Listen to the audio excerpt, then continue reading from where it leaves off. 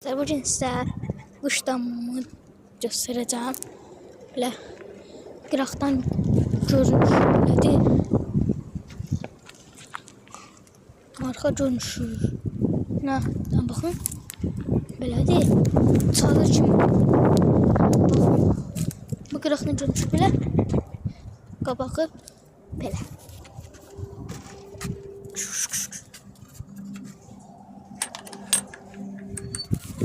Bu bizim bayamız.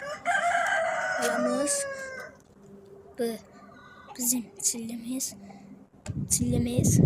çillimiz, qapqaramız. Ankara tutabilir ama da bizim qaramız.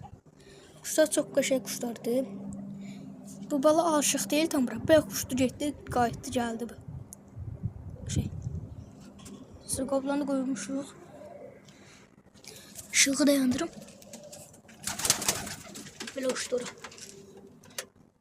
Dammış. Yandırdım. Dam.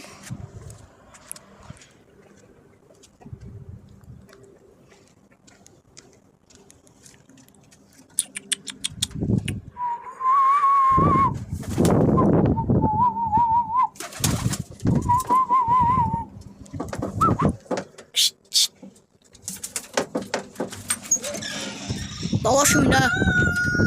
Sağ olun dostlar. Özünüzden kolay kalın.